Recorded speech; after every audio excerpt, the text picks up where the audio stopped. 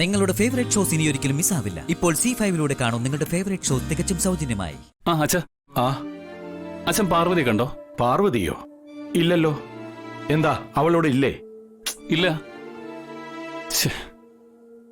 അവളിത് എങ്ങോട്ട് പോയി? ഒരു അത്യാവശ്യ സമയത്ത് അവളിത് എങ്ങോട്ട് പോയി? അത്യാവശ്യ സമയോ? അല്ല, എന്ത് അത്യാവശ്യം? അച്ഛാ, പാർവതിയുടെ പേരിലുള്ള നമ്മുടെ കുടുംബ സ്വത്തുക്കൾ ഞാൻ പ്രഭാവതി അമ്മയുടെ പേർക്ക് എഴുതി കൊടുക്കാന്ന് തീരുമാനിച്ചു.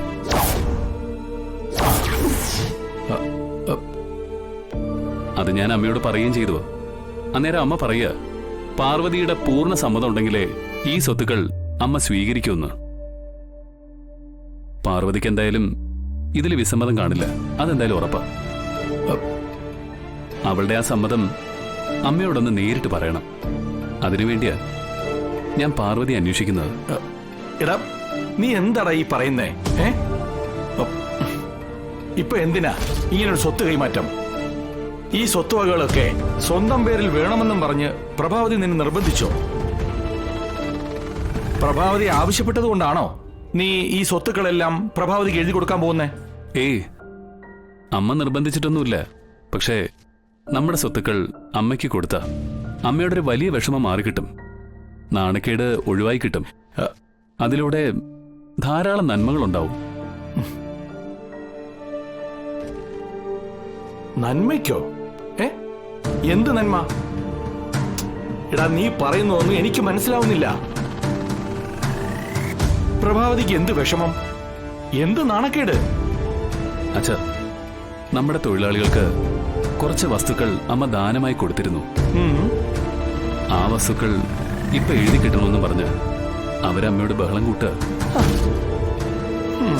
പക്ഷേ ഈ സ്വത്തുക്കളൊന്നും അമ്മയുടേതല്ലല്ലോ. അതുകൊണ്ട് അമ്മയ്ക്ക് അവർക്ക് കൊടുത്ത വാക്ക് നിറവേറ്റാൻ പറ്റുന്നില്ല. ഇതിന് പകരം വേറെ വസ്തുക്കൾ തൊഴിലാളികൾക്ക് എഴുതി കൊടുക്കാന്ന് വെച്ചാൽ അമ്മയ്ക്ക് വേറെ സ്വത്തുക്കളൊന്നും ഇല്ലല്ലോ.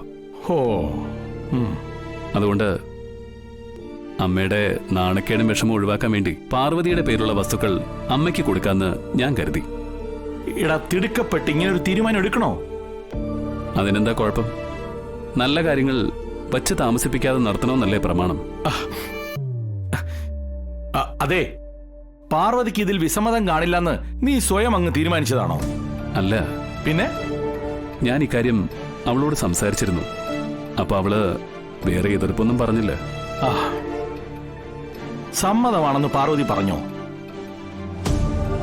ഒന്നും മിണ്ടിയില്ല, മൗനമായി കേട്ടു തന്നു. അപ്പോ എന്താ അതിനർത്ഥം? മൗനം സമ്മതമാണെന്നല്ലേ? മൗനം സമ്മതമാണെന്ന് എങ്ങനെ കരുതാൻ പറ്റും? സമ്മതമാണോ ഇല്ലയോ എന്ന് പാർവതി തുറന്നു പറയട്ടെ. ഞാൻ എടുക്കുന്ന തീരുമാനങ്ങൾക്കൊന്നും പാർവതി തടസ്സം നിൽക്കില്ല അച്ഛാ. ഞാനേ അവൾ എവിടെയാണെന്ന് നോക്കിയിട്ട് വരാം.